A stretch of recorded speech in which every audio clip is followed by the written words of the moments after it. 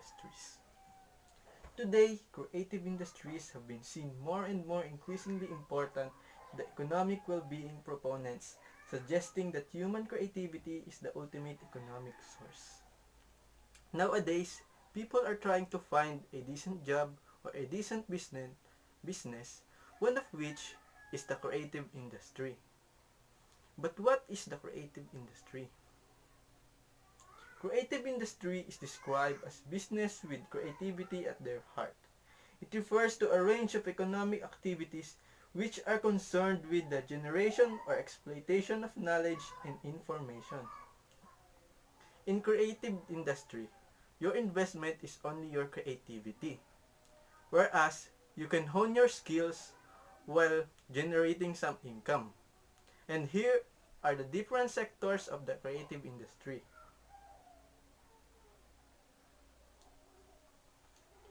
First is design, music, publishing, films and videos, crafts, visual arts, fashion, TV and radio, advertising, literature, computer games, and performance arts. Now, let me talk to you about the creative industry sector's distribution about some of the countries in our world. As you can see in the graph, it is a distribution of the different sectors of the creative industry in some of the countries in our world, ranging from 0% to 100. The green is the press and literature. The gray one is music, theatrical, and operas. The black one is motion picture and video. The blue is radio and TV. The orange is software and data wares. Yellow is visual and graphic. The dark blue one is advertising. But the pinkish one is the copyright. As you can see, almost majority of countries has press and literature as has the highest number of people undergoing in it.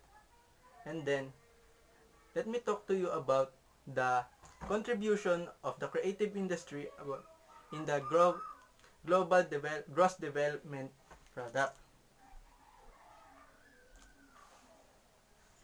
As you can see in the graph,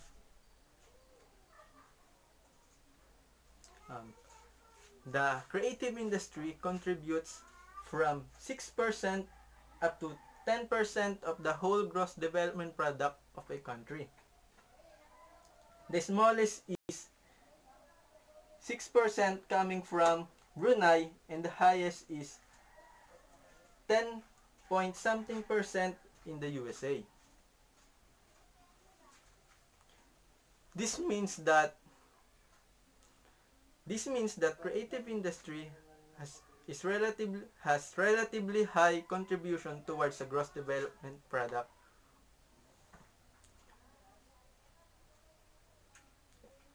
Now, I'm going to tackle about the contribution of the creative industry in the employment rate.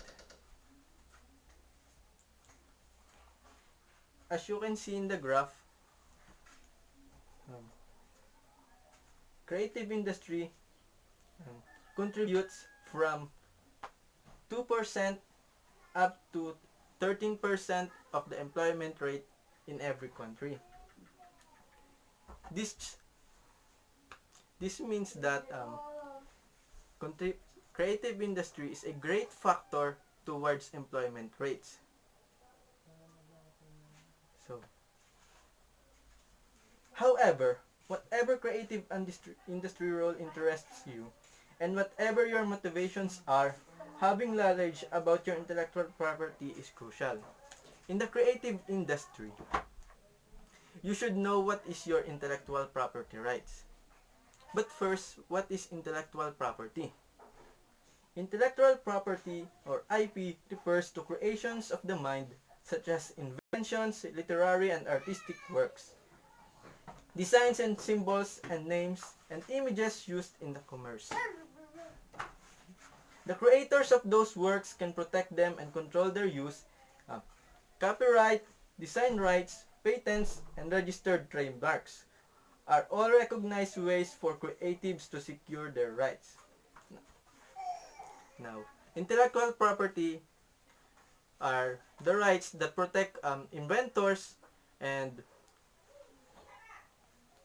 business owners from people who commit forgery, imitation, and distribution of their products without the permission of the registered copyright holder or patent holder. Now, how is intellectual property crucial to the creative industry? In creative industry, the issue of intellectual property and entrepreneurial strategy is critical, for it is very important, especially to new ventures, to be able to prevent imitation and protect your artworks. Now, intellectual property is very crucial towards the creative industry sector. Why? Because it protects your works from design, logos, symbols, from other people who might try to copy it. What rights do you own? Copyright is not a single right. It allows the holder to do a number of things, including prevent others from making copies of the work, make and distribute copies of protected works, authorize live and recorded performances, communicate it to the public, including making work available online and on demand, rent or lend physical or digital copies of the work, modify a work, permit others to modify it, create a new work in another art form, and authorize the publication of a translation. Now, copyright permits a person to to manufacture your product, to distribute your product, to publicize your product, to protect it from people trying to copy it, to modify it, and to provide a translation of it. Copyright also includes rights that stay with the creator and are not transferable. These are known as moral rights, and generally there are two types. The right of integrity allows creators to challenge any change to their work that would negatively affect their reputation, and the right of paternity gives creators the right to be named or credited if their work is used or played in public. So, copyright has also two main rights that are not negotiable. These are called the moral rights. Moral rights include the right of paternity and the right of integrity. The right of integrity means that your work cannot be changed or destroyed or altered without your permission. While the right of paternity means that if your work is addressed in another work, it should be credited to you. Protecting and exploiting your rights. Irrespective of which creative sector you work, put in place a plan for the exploitation of your IP, including consideration of licensing and assignment of your rights, and appointment of agents to represent you and your work where this is likely to produce their best return. Now, in protecting and exploiting your rights, first, you need to register or license your work. If you haven't registered or licensed your work, it will never be credited to you. Second, ensure that you have taken all necessary steps. You need to identify yourself as the rights holder before manufacturing your work. And lastly, you can present an attorney or another person um, as your proxy in order to for the assignment of your rights. Now, how do different creative sectors use IP? Each different sectors of the creative industry has different types of intellectual property. First is the advertising. Advertising links creativity with all other commercial sectors and offers a case study in the importance of managing IP effectively. This places an increasing premium on the role of creativity as a way to differentiate between competing brands and agencies and clients who are looking to increase the leverage and value of their IP assets, from brands and packaging to slogans and trademarks. Now, in advertising, the IP that is responsible is first is copyright. Why copyright? Copyright because it protects your work from people who might try to copy, distribute. Copyright protects all the content of your work, including the graphical content, written content, audios, videos, and the recordings. Trademarks. Trademarks because it protects the design of your work, the logos used, the symbolisms used, the slogans, and others. And lastly, the industrial design. Industrial design because it protects the whole shape or the whole design of your advertising. Now, let's move on to film and television. Film and television are global businesses. It is likely that every country has a film community whose creative talent connects with people in a distinctive way. It is crucial to properly document copyright transactions, give credit to the authors, and properly compensate all parties. Is trademarks.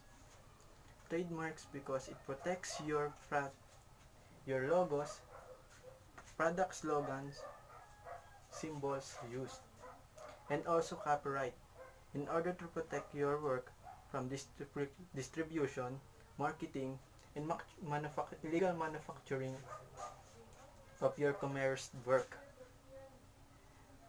Now next is music. It is a complex interaction of rights in the content, songs, their carrier recordings, distribution, radio, TV, or online and live performance. The intellectual property rights that are exclusive in music are copyright, whose duty is to protect your whole content, from the lyrics, the audios, the recordings, and even the covers. The design rights that protects your design of the album, the trademarks that protect the logos and symbols used, and some other neighboring rights. Now, publishing. Book publishing companies' greatest economic assets are the intellectual property rights they own and control the expression of an idea, the content in a book. In publishing, the intellectual property that is highly active is first copyright. Copyright in order to protect your work from people who might try to imitate or credit your work without you knowing it. Also, trademark also protects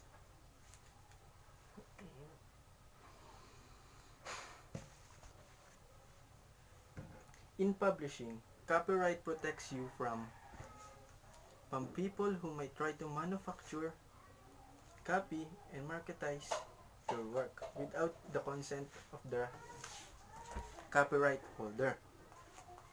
Trademark to protect the logos and symbols used, and design rights for the design of the cover of your book.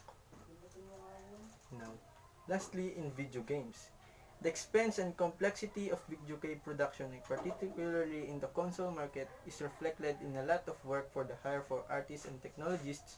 In other words, creative individuals often work under contract to an employer.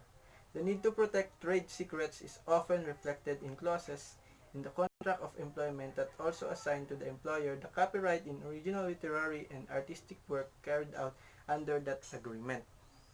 So for video games, the main exclusive right that you own is copyright. Copyright so that your co-workers or co-designers of the design cannot fully credit your work unless you have permission to do it so. Next is trademark, so that all the designs and symbols, logos, and even slogans that are in the game cannot be copied, imitated, or distributed to other companies. And lastly, design rights. The design of your characters in the video games, design of the background cannot be copied or imitated by another company. Now, overall, intellectual property is a catalyst that transforms creative activity into creative economy and value. The law provides the with incentives to create and disseminate their work, therefore knowing, protecting, and exploiting your rights is vital and essential. Well, this means that intellectual property is a great factor when you are choosing the creative industry. For intellectual property protects almost all of your work. It gives you exclusive right towards your copyright, your patent, your trademark, and your design rights. This gives you advantages and disadvantages. Advantage to which you can protect your work so that no one can imitate it. You can ensure the safety of your work, and you can do anything freely about your work. The only disadvantage is that you need to be sure that you are the licensed copyright holder or the licensed patent holder of that certain work. That's all, and hope you learned